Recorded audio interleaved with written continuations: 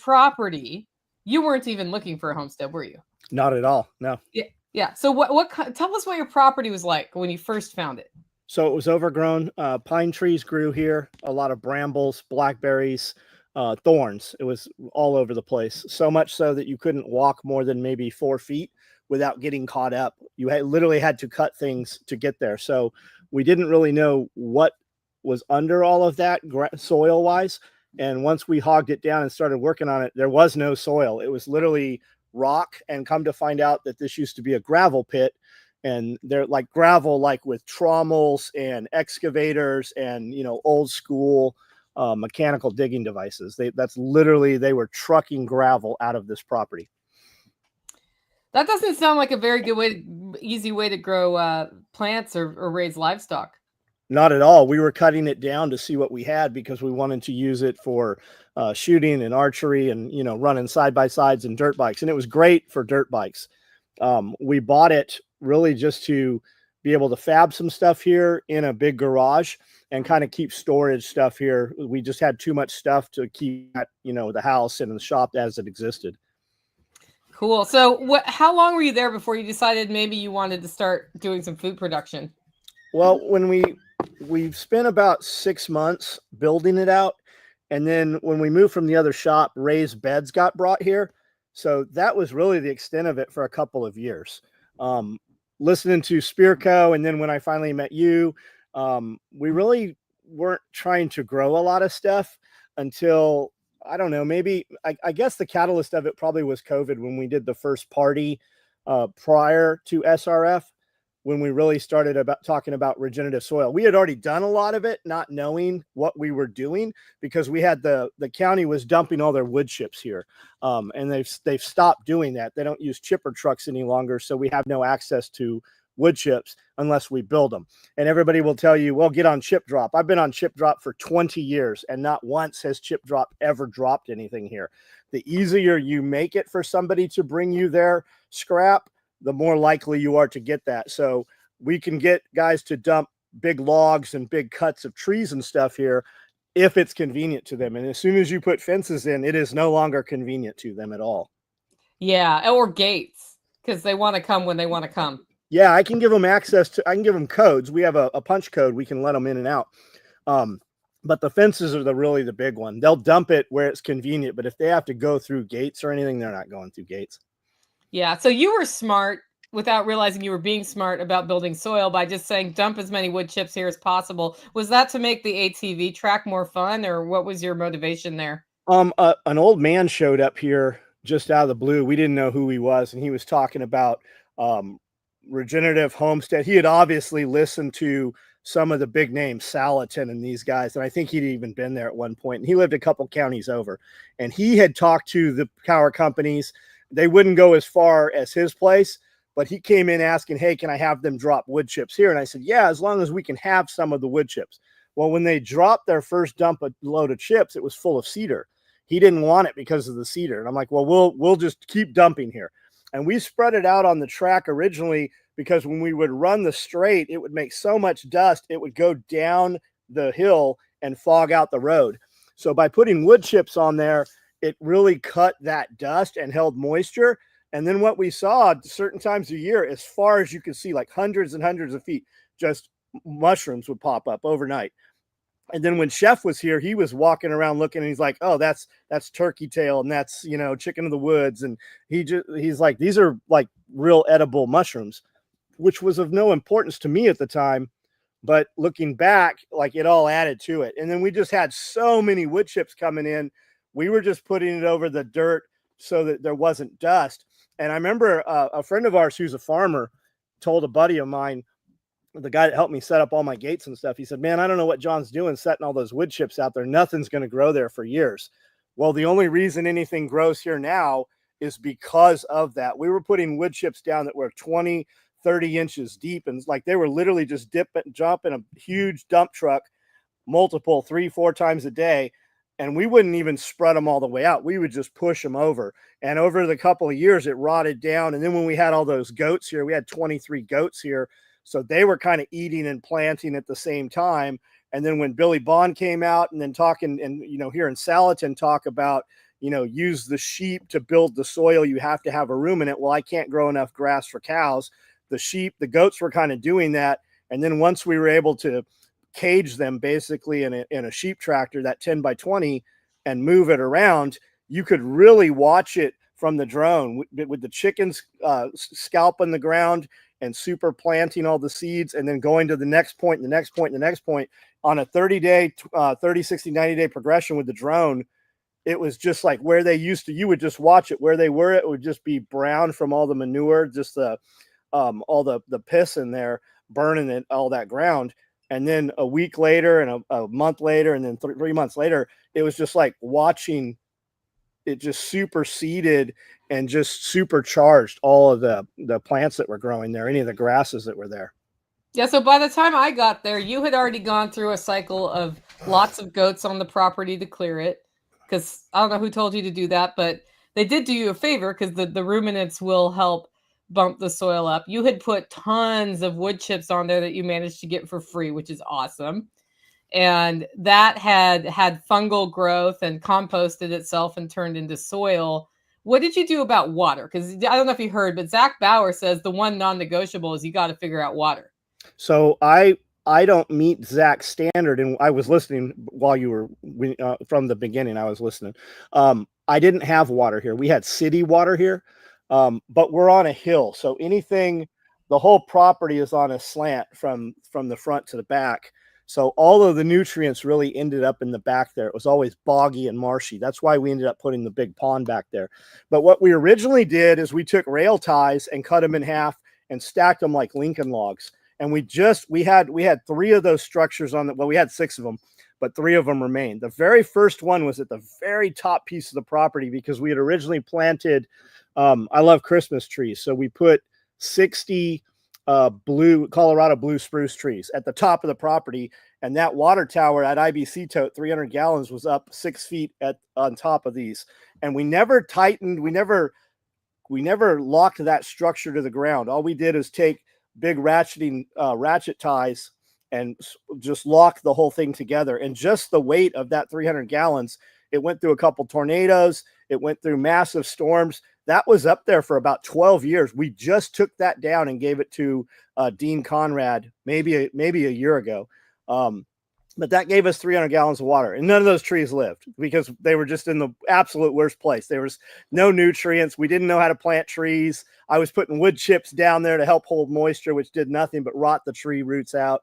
But then as we went, we put in more roof structures for like the rabbit area and the chickens, and we capture water off of everything. And now we capture all the water off that 20 by 30 foot roof. That goes into a 1,500 gallon tank that's halfway buried in the ground. And then that overflows into the middle pond. And then all of the structures we've got guttered. And now even we have the 10,000 square foot main building. That all that water is individually piped. All downspouts from the front and back of the building have their own pipe, and they run into the pond in the back. So we can move, and we have moved water. When we went to originally fill the ponds, we stole the water from the property next door with a 5-gallon trash pump and 2-inch flat hose. And we took all the water out of that pond to fill the big pond, and it didn't even scratch the surface. But then we were able to net some of the fish that were in there and put in the pond. And just luckily, within a couple days, it rained again and completely filled that pond. So we did that several times. And then with the building, we went through a couple thunderstorms, and with the building pipes in place, it filled that hole. That's a 65-foot deep hole. It's about 3 million gallons of water. It filled that up within just a couple thunderstorms. Like within a couple months, it was full. Yeah, and I think that's important to know, because Zach says you have to have water, but he didn't say you couldn't buy a property you can develop water on and then develop water, which is what you've done. Well, that's always rule number 1, right? Access water, things you can't change, problems, mountaintop stuff like that. But the water, looking back, I still should have put a well in. We still don't have a well. We still have city water.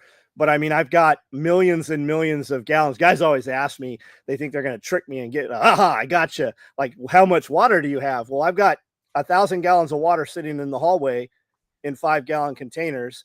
I've got 1,500 up top. I've got 1,000 in a tank. I've got multiple 300 gallons. I've got a couple 300 gallons on skids that I can move with the skid steer just outside the garage. Like, we brought that in because every year they're like, worst winter storm ever, hottest summer ever. It seems like every year it's the worst known to man. And I always fall for it. So we went and picked up some brand new clean IBC totes and we put 1,200 gallons of water because it was supposed, and then we brought them in the warm garage in case it froze so we could water the animals. And we never used any of it. No, but you have plenty of it. We do. Yeah, we do. Yeah. I mean, in a pinch in the freezing, you could let your animals access the pond. Yeah, I mean, in a pinch, if it's really freezing, we could take those skids and dump them at neighbors' houses who didn't, get ready.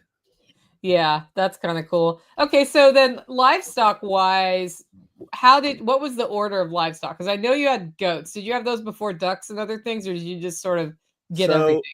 Lance was hitchhiking across the United States and stopped in Nashville. We picked him up, and then he never left.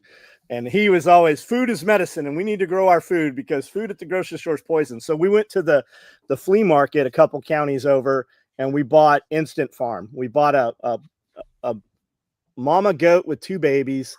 We bought 2 geese, which are still here today. We bought a bunch of chickens. We bought a couple rabbits. We bought 2 Pyrenees dogs. I still have one of those. And then when we moved here, we ran a operation in the middle of the night. We went and snatched up as many of the birds in the dark as we could and moved. They woke up and they were all here. And no fencing, didn't know anything about fencing.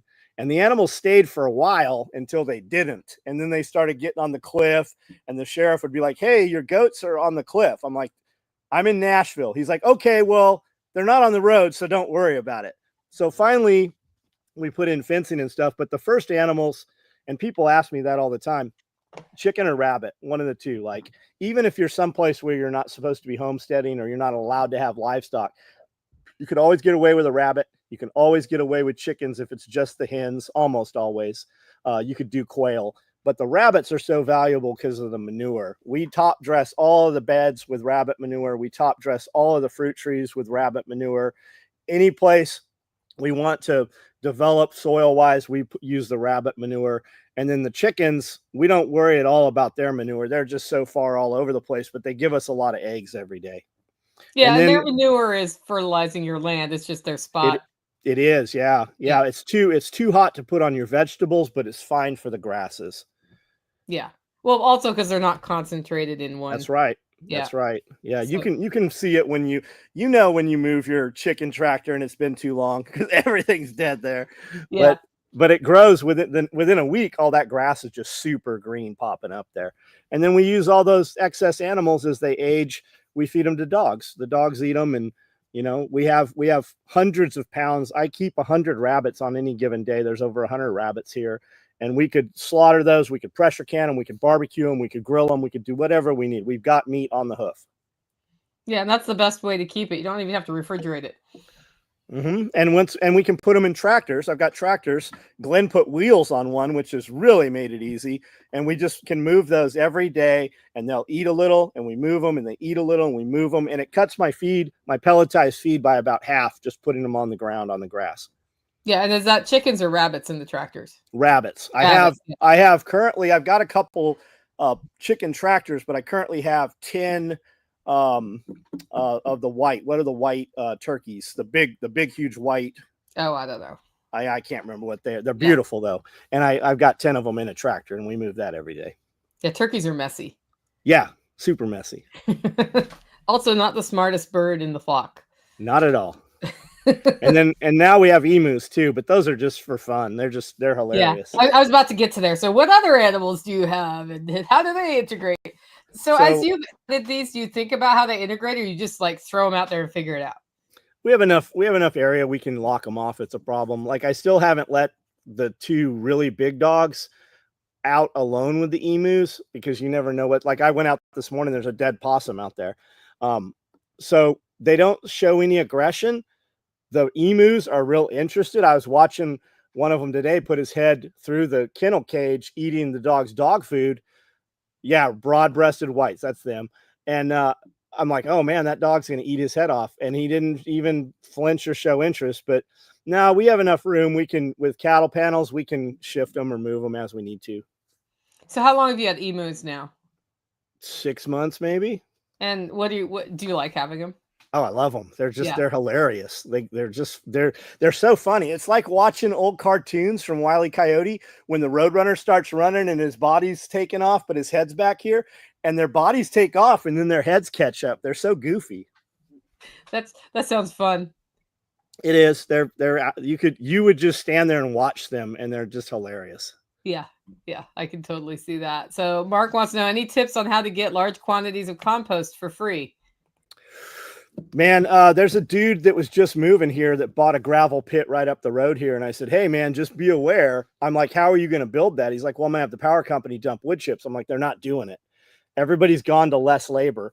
To run wood chips, the power company had to have 5 guys pulling trees and feeding that chipper. Now they cut a tree down and they just use a grapple truck and put it on the truck.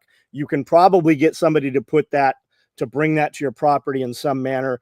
Just like Spirko says, you know, buy them some beer, become friends with them. I go out and I'm like, hey, what's it going to take to bribe you to bring wood chips here?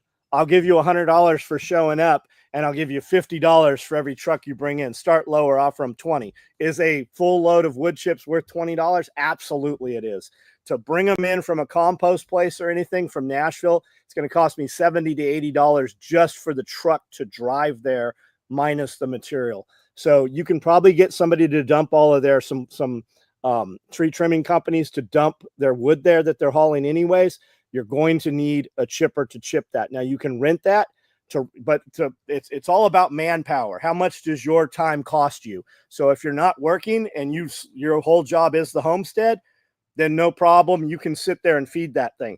But when you rent a really, really big wood chipper, I'm talking like 12 to 16 inches, you can put huge trees in that. And now you can feed it with a mini excavator. All it has to do is start grabbing it, and then the machine will pull it through.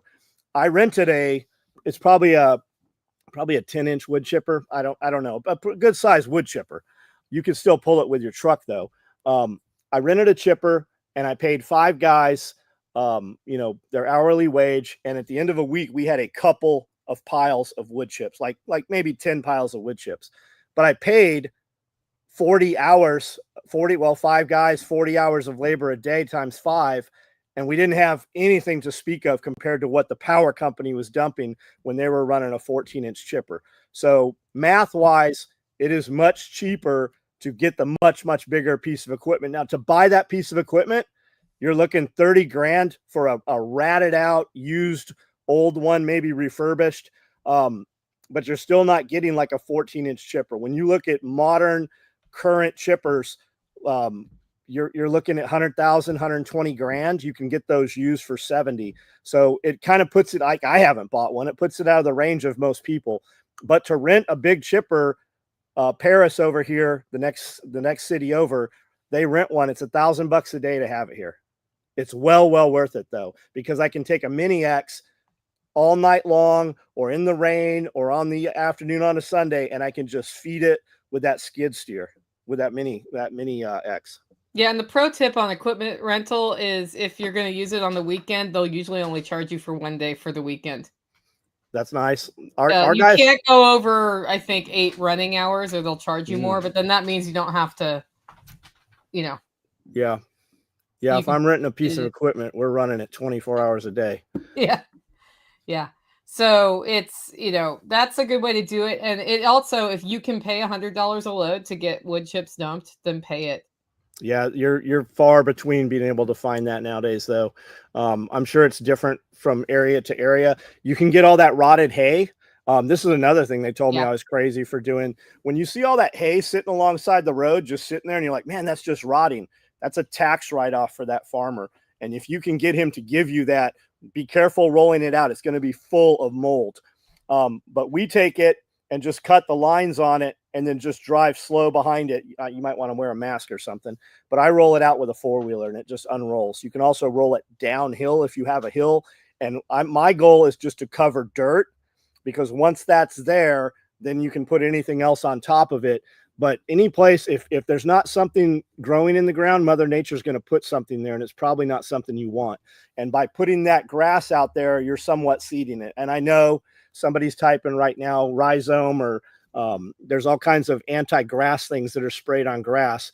We put a ton of stuff down that should not have grown and broken down, and it all broke down, and there's nowhere here that grass doesn't grow now. And we've put all kinds of, I mean, they used to just dump all kinds of waste and all kinds of trash. Heck, we dug 2 holes and pushed houses and stuff inside them when we started.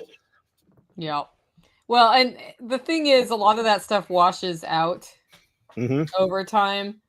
So that's, you could do hemp too. Hemp will grow up if you know that you have an area that's of concern. You can put hemp in and then cut that and then just get that into the dump or into your dumpster or whatever. You don't want to reuse it because you're just going to really release those chemicals as it breaks down.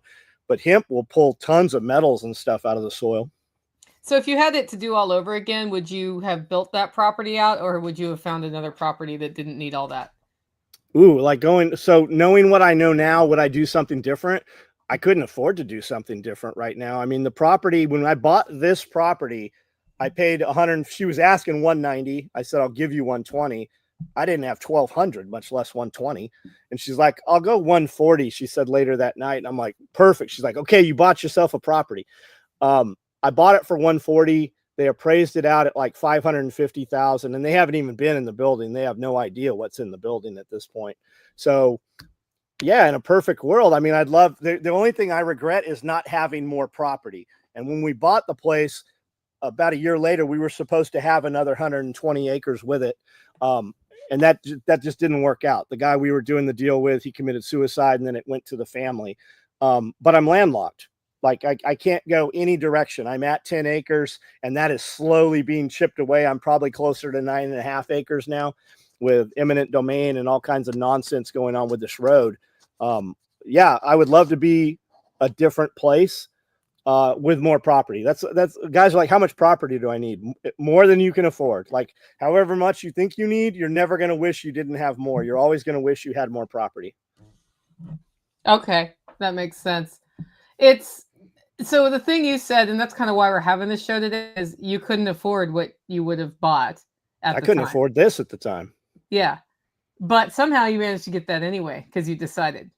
Yeah, I mean, you never know until you ask, right? I was with a guy when we came up to the property. I'd driven past it 10 years, and there's just this hideous yellow pipe gate across it that always was locked, and you couldn't even see the driveway. There was pine trees and saplings all across. Well, somebody had bush hogged it, and we were on the way somewhere, and we just happened to drive in. He goes, "This is the place I'm telling you about. I want you to see it."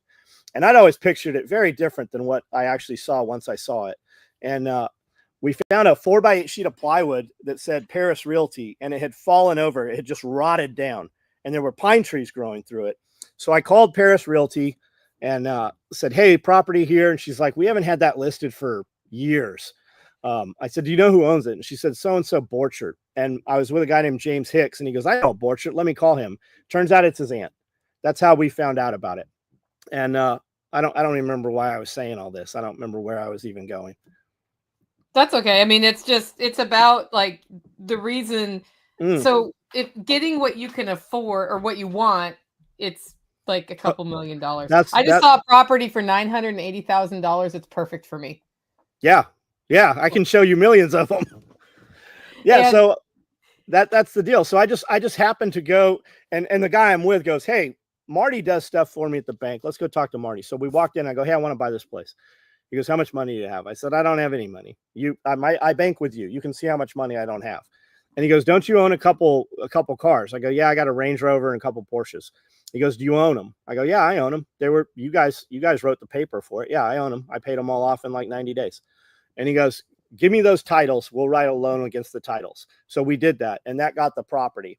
And about 6 months into that, we started the construction, and they wrote a property. I had paid that loan almost. He goes, "Pay this loan off, and I'll give you a loan for a construction loan against the property." And they gave me a $500,000 loan.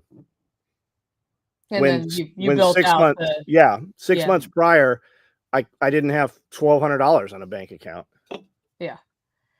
So I think that was a really good choice in your life because it's given you some, like, having that location is great because you can have people there, but also the way you built that out, you can show people, hey, I had a gravel pit and now I have soil, I have systems. Billy Bond put those swales in. You have a food forest. I know Tim Riley helps you keep that up every year. You've got livestock. Do you still have ducks?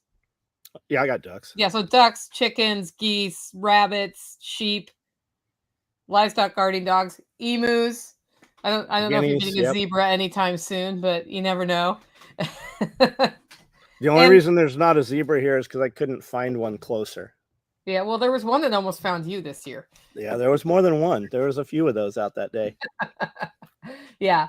And it wasn't an ideal property, and it's a pretty nice place. Like, It it was is. that picture you sent me from your place earlier today? The greenhouse? Yeah. Oh no. No. That Okay. I I was gonna just say, wow, that's new. no, I love those old window frame greenhouses. I've got a couple hundred of the windows we've collected. We've just not put one together. Yeah. Well, and you've got that hoop house there, but We do. it's really cool to see how you can make a property work for a homestead. And that's really the point today, guys, is you don't have to have the perfect homestead. You have to have the one that's perfect for you. And if you want a nice house on your homestead, you're probably getting less land, or you're If getting you less nice land. I think if you've not homesteaded, whatever you think is perfect, you're going to find is not. Like if you go with what you think is perfect, you're 6 months later going to realize because you learn more, right? Like this prop, people are like, what would you change with the property? I would put the building someplace completely different. I would have, if starting over on the property, knowing what I know right now, we would have started with a bulldozer. I tell guys that all the time. They're like, hey, I found $1,000 an acre property, but it's like this. I'm like, that's not a problem as long as you have a little bit of money ahead of time. You just bring in really big equipment. You bring in a D8 or even a 7, and you knock the tops into the bottom. Not ideal for homesteading. That's not on their radar. But what needs to happen out front here? We need to push the high spot into the low spot, kind of level it, and then take a lot of dirt and make a big, huge berm, an 8-foot berm across the front edge of the property, because they're taking that hill out of there. And that gives us all usable soil at that point. That gives us a solid 3 acres that we could row crop. We kind of can right now, but just like everybody comes in, who's the crazy Paul Wheaton? Yeah. The Google. first thing he said was, you got to cut these pine trees down. Those are poison. But he's right. Nothing grows. I got an acre worth of property that looks beautiful because of the pine trees, but we can't use it for anything because of the pine trees. Yeah. Jennifer Lowe says, I've learned when homesteading, it's always poop. It's always poop. That's what's going Always to kill poop. me. It's not going to be the airplane. It's not going to be the laser, the dinosaur. It's going to be a small hangnail and poop. It's always, everything homesteading has poop in it, should have poop in it, or needs more poop. Yeah. Poop fixes lots of things. Well, here's an example. I'm just going to, do you want to stay on while we go through some of these Sure. other stories? Okay. So the Eversoles, who were in the holler for a long time while they found their ideal property, finally came to the conclusion that on their list of things was a house of a certain size because they work from home. They wanted at least 20 acres. They wanted a water source on site. I know those 3 things were probably on top of their 3 things. And after 2 years of looking, they stopped looking for the house and they started looking for because they decided the land was more important, and they found the acreage they wanted with a pond and a stream going through it and no structures on the land at all. And they built basically a 2-car garage workshop, fitted it out as a tiny home, and that's where they are now while they build everything else. Yep. So they've had that. So what do you think about that? Oh, I think that's absolutely the case. I wish I had more land. We went with the building because it was enormous. We said, "Oh, we'll never fill this up." Like how much building do I need? It's more important that your building be wide than long because it's easier to add on to the long end. So get a building kit. You see and there's different types of buildings too. You'll see 40 by 60 foot buildings that are 70,000, and you'll see them that are 150,000. Red steel building is commercial building. That stuff does not blow down. The smaller, thinner buildings, they collapse. They just tweak in. But you can always, and a taller building. I have 14-foot sidewalls. I wish I had 16-foot sidewalls because all of your commercial pallet racking is 16 feet. And then when you put a loft in there, anybody that's been in my building, every 30 feet, I have these beams you have to duck under. Not a problem. We can just build, zones that are 30 feet. That originally was the plan, was to put walls there. But you don't know what you don't know until you start building that. There's a ton of YouTube channels where they just put in a garage, put a loft in the garage, and that was kind of the bedroom, and the front was, the kitchen, and then open bay. And then you can always add on to that. Yeah. Or, they'll either turn it back into a workshop when they're done, or it'll be a guest house, when they get their house done. But I think the good part about that on raw land is they have time to see where they think they want the house. Is that where they want it when they go through the 4 seasons? The other thing they've been smart about is they didn't put in 15 kinds of animals in a giant garden this year yet. What they've been doing is working on that pond. So they're starting at the water level. Yep. Which is very important. Okay, so here's another one. So Kerry Brown, right? Strong Roots Resources. His place, do you know what he had to do to get that? I've heard bits and pieces of it. Yeah, so he knows a lot about permaculture. Like he's a good permaculture resource for anybody who's interested. That's strongrootsresources.com. He and his wife lived in Knoxville on a city lot and had it all permacultured out. And he was showing people how to do urban permaculture and really making a name for himself. And they were like, this is for the birds, man. There was a fire at a chemical factory around the corner and the air was all messed up and they were going to have to evacuate. He's like, that's it, I'm out. Well, his family has acreage. Mm-hmm. And after talking with his family and his wife, they decided to sell their house and use the money to build on acreage that their family already had. So he didn't have to buy the land, but they were going to have to put something there. Problem is codes. Yep. But the thing about codes is they only get up in your face in his county if you're tapping into city water or tapping into the power grid. So they sold everything. They downsized to almost nothing possessions wise, lived with the parents, which nobody ever wants to go back and live with their parents. And I know why. I understand, but it was a year of sacrifice and they built an off-grid home. So they put in a solar system, they got a shed to house and built that out. And they're living small, but they were able to do that and come out, with the money they had without having to figure out how to finance that. And then they didn't have to deal with codes because they're not tapped into anything. Mm-hmm. So that's what he did to make it work. And now you should get out there sometime if you're ever out in Knoxville area, because he's got an awesome food forest out there and a really thoughtful layout for how he's done things. He's rotating sheep on the property. The way he got sheep is there's a lady who runs a local cooperative grocery who the deal was she gave him the sheep for a year and then she took half of the babies and then he got to keep the sheep. I remember him saying that. Yeah. So they had to sacrifice space and stuff basically to get that done. So in Tennessee, everybody sold all their McMansions and moved to Tennessee. And when they got here, they were surprised when they bought their 120 acres. Contractors would come in. They're like, yep, we can absolutely build that. We'll start in 3 years. 3 years? Yeah, everybody's busy. You guys all moved here, raised all the prices. So everybody did the tiny home thing. And that was fine for a little while, except they weren't selling mobile homes because people were buying tiny homes.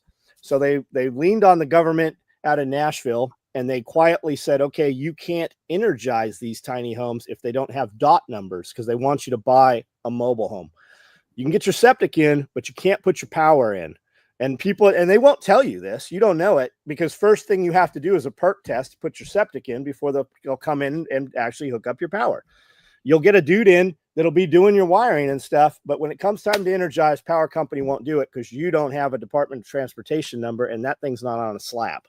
So the way you can get around that is not use city power. You can run battery banks and solar power, and then they have nothing to say about it. But then again, you have to, that's costly also. That's a lot of upfront money a lot of times. But that is the workaround. We've got a couple buildings here on the property. Before they did any of that nonsense, we had energized them already, and they signed off on it. So we have more buildings. I have a 60 by 60 16 by 60 foot building being made right now. It gets delivered in like 2 weeks. And we're not occupying it, so they won't give us a hassle about running power to it. We're going to put a lot more power behind there, and then that power will, power that new building. But if we were putting a toilet in that building, they'd be all up our ass over it. Yeah, well, and that's different county by county, because that's the other thing. There are a couple counties in Tennessee where you have to have a license to live in your residence. So they actually permit that it's quote unquote livable. I think Lawrence County is one of those counties. I know Angie's having all kinds of headaches. Don't live it. there. Yeah. So that's the other thing is if you're looking for the ideal homestead property, you do need to look at your local codes. You need to know if there's a chicken Nazi in your town, for example. Yeah, our thought was not, oh, we're going to live in this. Our thought is if things got bad, we could live in this. Like if something happened to the building or we had a bunch of people show up during certain times, we could put bodies in here if we had to. We could just put them on cots or, blow up beds or bunk beds or whatever. When those days come, none of that governance matters. None of it matters. Interestingly enough, this is Ryan Steva, the homestead consultant. I had him on my list of people who bought the not ideal homestead and made it work. So here's another one. He's advising people on how to design their homesteads. He's using systems on his homestead to improve the soil. And you know what the problem with his homestead was? Mm-mm. So he has a nice house. He's been, if you follow him, he's been updating it kind of one room at a time on the weekend. But he has a wife and children that need a place to live. And so one of his priorities was, in fact, they needed a house that was livable on the property to go there because his kids were little. He doesn't have as much land as he would have liked. Mm-hmm. Do you know how he got around that, John? No. Relationships. He's helping people around him or close to him set up their land systems. And as part of that, that builds his reputation as a permaculture consultant, but also gives him access to a place. He works with a lady where they raise chickens together every year, meat birds, where he can run some on his property, I think, but it's not very big. She can run a lot. Nice. So they go in, and then I believe he's responsible for processing them and bagging them up, and then everybody has chickens. Nice. Do you know how many chickens they run a year? I don't know off the top of my head. I know at one point he came here with 50 chickens. Nice. To my house. Now he has his own processing stuff, but he was using my plucker and setup one time. And I know that they do enough for both of their households. Mm-hmm. And he has, I believe, 100-ish. He said 100-ish is what Nice. he said. Yeah. So not every property can support 100 meat birds, but if you can make that relationship, and that goes back to when you're choosing the ideal property, who's around you? Mm-hmm. And usually I think you can almost always find somebody around you who's doing it too. Like tell us about that lady with the rabbits. The one we got the rabbits from? Yeah. So somebody had just mentioned in one of the homesteading groups that she had some rabbits for sale. She wanted, I don't know, I think she wanted $1,000 or $1,500 or something, but everybody was like, I'll take 2 rabbits and I'll take some cages. And I said, we'll just buy all of it. We'll come get it tomorrow. So she was close too. She was in like 10 minutes from here. We had no idea she was even close, but we all knew each other. She did a bunch of stuff with Jaeger. She knew Becky, like she knew a bunch of people in the area. We just didn't know each other. And when we got there, she was making all kinds of salves and stuff. I'm like, man, you got to know my wife. You got to meet all these people. And she runs a women's outreach group here for pregnant single moms. And, but she had just a like magical is really the way to describe her homestead. It was over the river and through the woods, and it was just beautiful. And they've got all of her animals where it was like a Disney movie. Like they would all come up, and she had names for all her chickens, and they would jump up in her lap, and it was the wildest. Like she definitely puts a lot of time into her animals. But we were able to buy her whole setup, and getting it out of there was quite a trick. Luckily, we had a bunch of people. We actually had to physically lift the edge of it hanging out of the trailer when we'd go up and down the dips. And luckily we had some equipment to move it once we got it here. But that's the whole second set of cages and the whole second rabbit area that I still have almost, I think I've got all of those rabbits except for they were old when we got them. But yeah, it's just, had I not replied to that, I wouldn't have ever even met her. Like that's the thing. So how many years were you there before you found another fellow homesteader that's probably somebody you should have talked to years ago? Oh, probably, I don't know, 16 years probably. Yeah. Yeah. Ryan says they're going to do Muscovy ducks next. We just got a bunch of Muscovy ducks here that somebody didn't want. So I now have the flock of the, if I get eggs, Ryan, maybe you can put them in the incubator. Then you don't have to Yep. buy the Muscovy ducks. All That's the other thing homesteaders. is the network is really important. But I find that anywhere you go into, I haven't found a place in Tennessee that's rural that you don't eventually tap into a network of homesteaders. And there's a group for it now, like Middle Oh, you just Tennessee went Homes. sound off for some reason. Hello? Yep. You Am I want to back log out, on? log back in real quick? Something's up. Okay. Yeah. Anyway, so just about anywhere you go in Tennessee, you'll find people, but it doesn't hurt before buying property to go look and get to know the folks and see if you're seeing eye to eye. Are you back? Yep. Okay, great. So there's a ton of groups. Like we have Middle Tennessee Homestead Alliance. There's Dixon. Now the Camden has one. Benton County has one. Am I live? Yeah, you're fine. Okay. So there's a Facebook is great. I know a lot of people are like, I don't do social media, but man, that's where you're going to meet everything I find for sale homestead wise is on Facebook. Exotic animals on Facebook, fencing, equipment, all the groups. Like we've got one for sure. We have a farmers market in the area now. They're trying to start a second one. There's just a ton of people here. Yeah, and they all love it. I mean, most homesteaders are willing to talk to you about homesteading and help you get started, and that's the thing. Yeah, I mean, there's guys doing all kinds of tree starts and all kinds of veggie starts and stuff. Yeah. Well, so another one. So those guys in Centerville, Matt and Gabby, they started with a trashed single wide on I think an acre or two in Centerville. And he said it was so bad it didn't have any heat yet. Like he just had to figure out how to live there and remodeled it, started a market garden in the yard, learned a lot about wild edible plants. And within a few years, he was able to sell that to somebody else and use the money to get the homestead they're in now. Nice.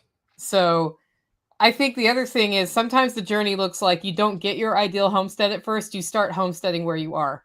Well, you don't know what it is. Like, unless you've homesteaded before, like you have this picture thing from Mother Earth News of how your stuff's supposed to look. But until you have it and you start doing it, you have no idea what you need.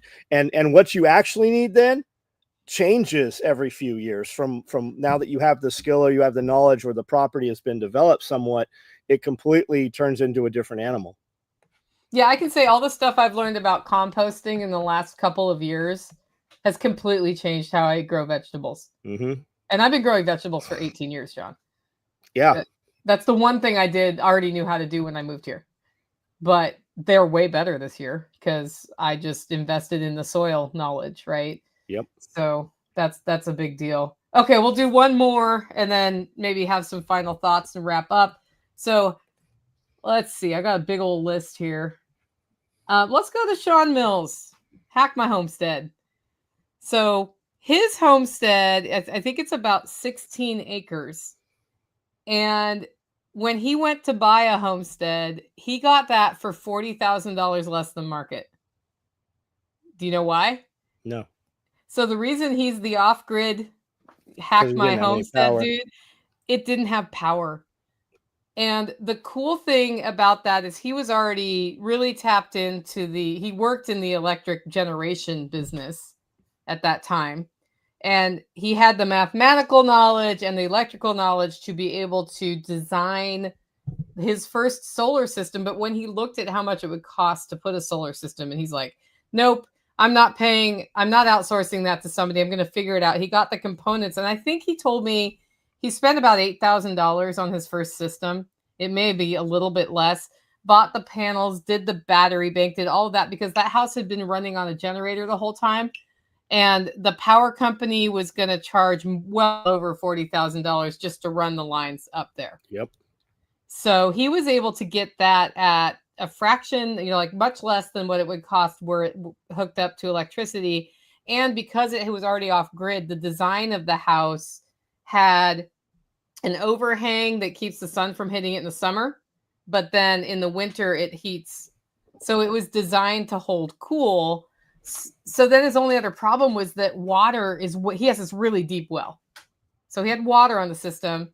It takes power to bring water up out of a well that deep. And he just tapped into his roof and built all sorts of rainwater collection. And now, if that runs out, he can refill it from his well, but he does not have to use his well. So Nice. he really pushed down on the power grid, like the need to use, not power grid, but the requirements for how much power he uses. They had to change their whole lifestyle, right? Because they were used to air conditioned houses and those sorts of things. But he married the right woman, and she was all on board with that. And then they have raised livestock there and set up aquaponics so that they're so the thing about aquaponics is it is based on water, but you actually use less water as long as you control for evaporation to grow your vegetables that way, because they're just getting what they need. So he set up systems like that would then work when the sun was up and not work when it's not. So he's managed to have the homestead of his dreams because he was willing to put in the work and willing to learn how to be off grid. And turn into a business. Yeah, he's turned it into a business, although he's not doing as many consults right now because he got a job offer he couldn't refuse. Right, but had he not had that business, he wouldn't have got that job offer either, right? Probably not. Well, I mean, he has the skills, but yeah.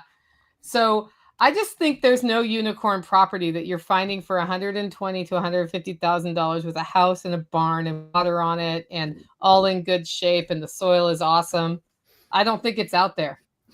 Well, I think that people look at what they think they can afford, and they don't even look at what they can afford. They look at what they can afford to pay on that payment, right? And then we always shoot way lower. Like, I'm landlocked at 10 acres. We would never outgrow 10 acres. We've completely outgrown 10 acres. We'll never outgrow 16,000 feet of building. We've completely outgrown that. We've brought in 3 more outbuildings. I've got 2 more on the way. Like, could we set it up better? Absolutely, we could. Now that we know, but you're never going to wish that you had less property just for the standoff.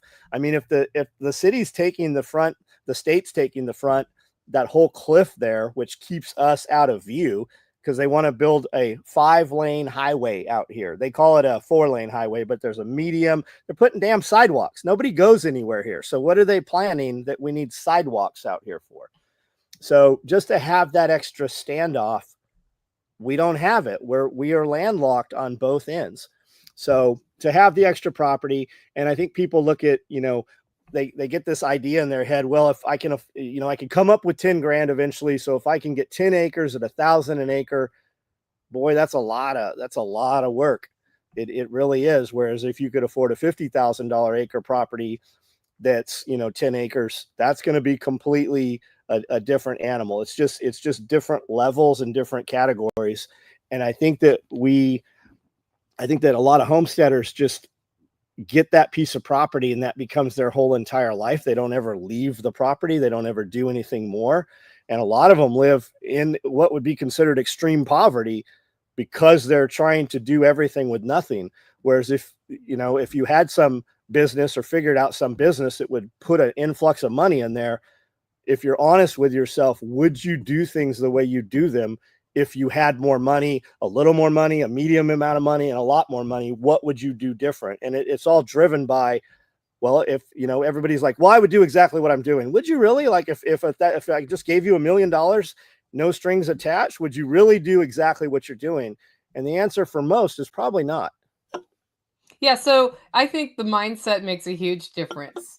And that's a great question to ask yourself going into homesteading. If I had $1 million to go into homesteading with, what would I have? Because that gives you what you want, right? Like if I had $1 million, this house would be flattened and there would be a different house here. I know that for sure. Yeah, the whole thing would be underground.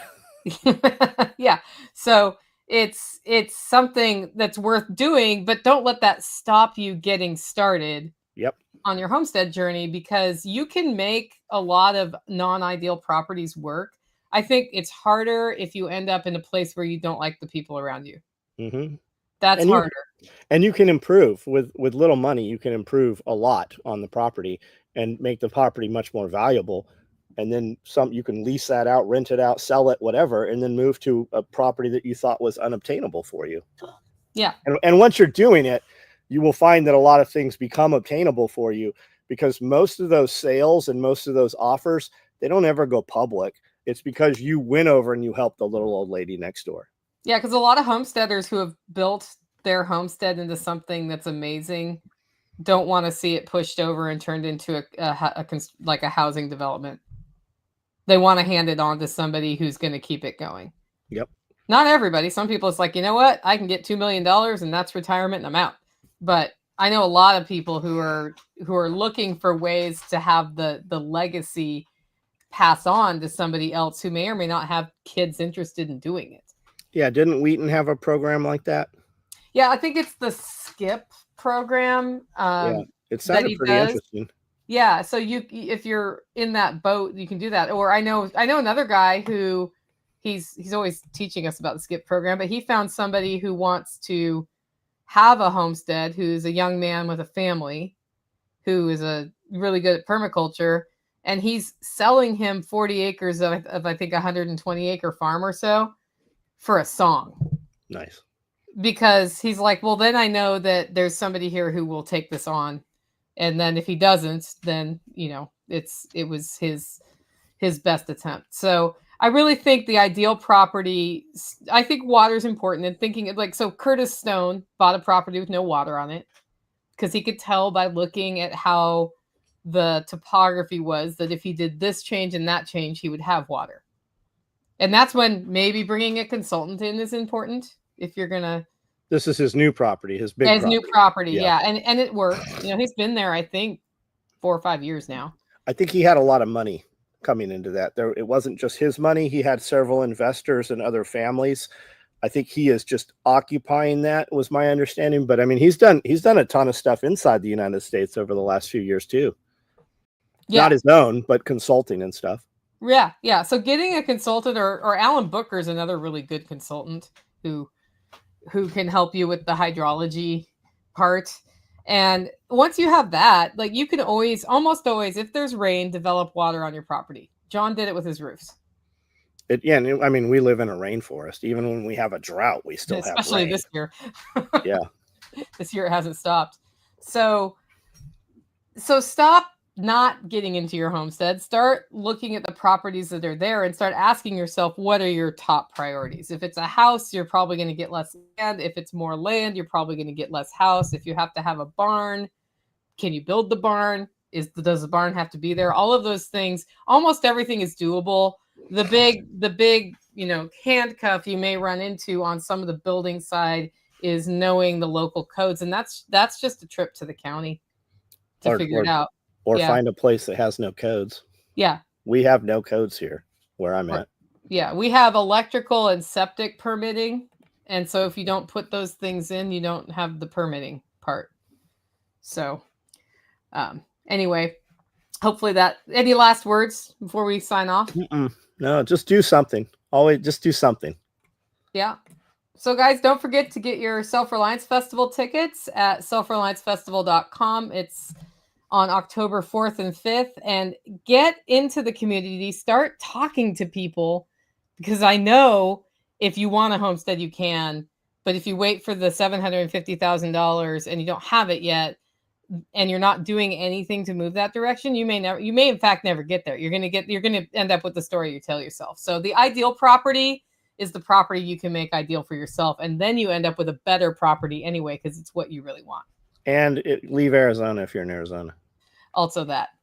All right, guys, if you like the show and want to support the work I'm doing, get your coffee at hollerroast.com or consider becoming a member. Our member webinar this month is going to be all about AI with Sean Mills. With that, go out and make it a great week.